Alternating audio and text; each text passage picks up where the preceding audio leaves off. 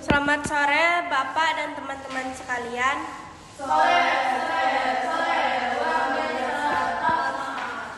Mohon izin memperkenalkan diri Pak. Perkenalkan, nama saya Jirana Kilatalin dari kelas 11-3 nomor absen 13. Dalam kesempatan ini saya ingin mempresentasikan satu buku yang berjudul Seni Berhubungan dengan Orang Lain, karya Richard Templar. Buku ini memiliki beberapa aturan hidup yang bagaimana caranya kita bisa lebih paham dan nyambung dengan orang lain. Jadi di bagian buku pertama ini penulis mengajak kita buat memahami orang lain. Bagian pertama dari buku ini menekankan satu hal, jika kita pengen berhasil dalam hubungan antar manusia, kita itu harus memahami orang lain dulu. Dan Richard Templar menggambarkan bahwa memahami orang lain itu mirip seperti memperbaiki mobil. Kita pastinya tidak bisa memperbaiki mesin kalau kita bahkan nggak tahu cara kerjanya. Ketika kita memahami apa yang membuat orang bertindak atau bereaksi seperti itu, kita bukan cuma bisa menghadapi mereka dengan baik, tapi kadang juga kita bisa membantu mereka jadi versi terbaik dari diri mereka sendiri. Aturan pertama itu pahami latar belakang hidup orang lain. Setiap orang punya cerita hidup yang membentuk siapa mereka sekarang. Kalau kita bisa memahami latar belakang seseorang, kita juga jadi lebih sabar, lebih bijak, dan tidak cepat menghakimi saat mereka menunjukkan perilaku yang negatif. Kutipan pentingnya adalah tidak ada satu orang pun di bumi yang tidak dibentuk oleh pengalamannya sendiri. Lanjut aturan 2. Aturan 2 itu orang lain tidak harus sama seperti Anda. Teman kerja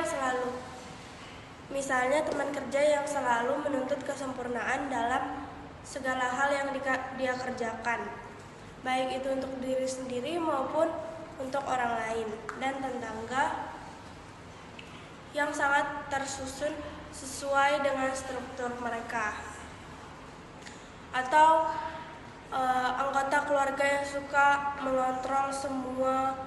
Bukan berarti mereka salah, tetapi mereka itu hanya orang yang berbeda dan tidak sama seperti kita. Jadi penting untuk kita tahu bahwa hanya karena kita tidak suka akan sesuatu bukan berarti hal itu salah.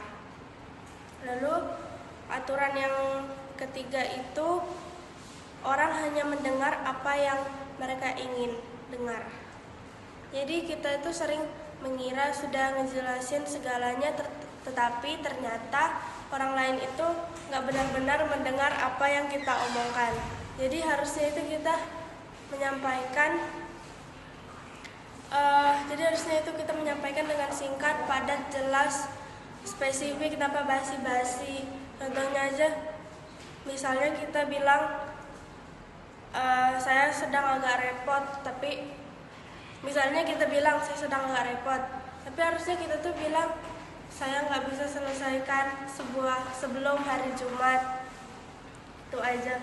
Terus aturan keempat itu orang hanya percaya apa yang mereka inginkan. Orang hanya percaya apa yang mereka inginkan. Orang membentuk kepercayaan nggak sepenuhnya dibentuk oleh fakta, tapi karena pengalaman, lingkungan, dan nilai-nilai pribadi mereka. Jadi berdebat untuk mengubah keyakinan orang itu sia-sia. Mereka harus melakukannya sendiri, dan kita nggak bisa memaksakan mereka. Lalu aturan kelima itu sikap Anda mempengaruhi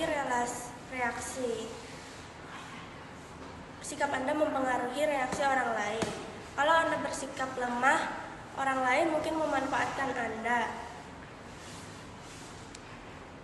Kalau Anda tampil percaya diri, orang lain bakal memberi kepercayaan lebih. Nada suara, cara Anda berbicara, dan sikap tubuh Anda mempengaruhi gimana cara orang lain merespon. Singkat saja, jika Anda menginginkan perkelahian, maka itulah yang akan Anda dapatkan. Dan sebaliknya. Lalu aturan yang keenam, ingatlah kesan pertama Anda. Kesan pertama itu sering benar, walau kita ngerasa mungkin saya salah menilai, tapi pas semuanya sudah mulai kacau, kita bakal ingat kembali firasat awal itu. Jadi bisa aja kita ngerasa keliru selama bertahun-tahun sebelum tiba-tiba kita menyadari bahwa kita itu benar. Nah, jadi yang aturan ketujuh, orang suka berkelompok. Setiap orang merasa nyaman saat jadi bagian dari suatu kelompok, bisa jadi keluarga, komunitas, bahkan tim kerja. Jadi kalau kita mau mempengaruhi seseorang buat mereka merasa kita itu adalah bagian dari kelompok mereka.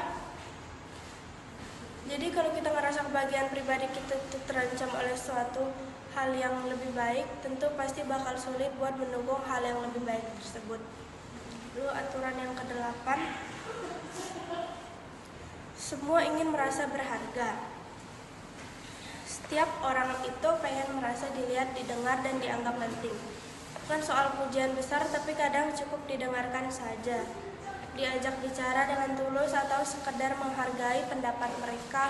Jadi kalau seorang bersikap menyebalkan, bisa jadi dia hanya pengen diperhatikan. Ingin itu mau bahwa keberadaan mereka itu berarti, maka sedikit perhatian atau diapresiasi bisa jadi sangat berarti. Karena pada dasarnya semua orang itu mau merasa bahwa mereka punya nilai di mata orang lain. Lalu aturan yang ke-9, orang-orang bercanda karena menyukai Anda. Bercanda itu tandanya kedekatan kita dengan orang lain. Tapi perlu kita ingat, tidak semua orang nyaman dengan bahan candaan kita. Terutama jika yang kita candain itu, jika orang yang kita bercandain itu kekurangannya atau bahkan hal positif yang diubah menjadi hal yang menjadi nadanya yang jadi negatif, kayak sarkas gitu. Terus jika candaan itu mulai terasa kayak sarkas, bercanda itu nggak hanya menyenangkan, tapi jika dua belah pihak itu menikmati candaan itu. Jika seseorang berkata jangan bercanda seperti itu, dan Anda tetap melanjutkan, maka itu bukan lagi bercanda tapi mulai penyakit. Lalu aturan yang ke-10, meledek tidak sama dengan bercanda. Beda tipis antara bercanda dengan meledek. Candaan itu mengundang tawa bersama, tapi jika meledek itu bisa menyakitkan, apalagi jika dilakukan secara berulang dan orang yang diledek mulai merasa tidak nyaman. Hal kayak gini tuh sering terjadi dalam kelompok pertemanan. Ledekan dianggap tanda keakraban, padahal bisa jadi seseorang sebenarnya itu sakit hati, tapi diam biar nggak dikucilkan. Saat itu terjadi, ledekan perubahan menjadi tekanan sosial, bahkan bisa jadi bentuk tersembunyi. Lalu yang terakhir, kelebihan buku ini ringan untuk dibaca dan bisa langsung kita praktekkan dalam kehidupan kita sehari-hari. Banyak contoh yang relate sama kehidupan kita. Dan kekurangannya itu buku ini buat orang yang mencari teori psikologi mendalam atau riset ilmiah, buku ini mungkin kurang. Lalu penutup, inti dari bagian pertama ini adalah buku ini tuh cocok buat kalian yang pengen belajar berhubungan lebih baik sama orang lain, entah itu teman, pasangan, keluarga, atau rekan kerja. Karena kita nggak bisa mengendalikan orang lain, tapi kita bisa belajar memahami mereka, dan itu akan buat hubungan kita tuh jauh lebih baik. Sekian dari saya, terima kasih. Selamat sore Bapak dan teman-teman sekalian. Sore, sore.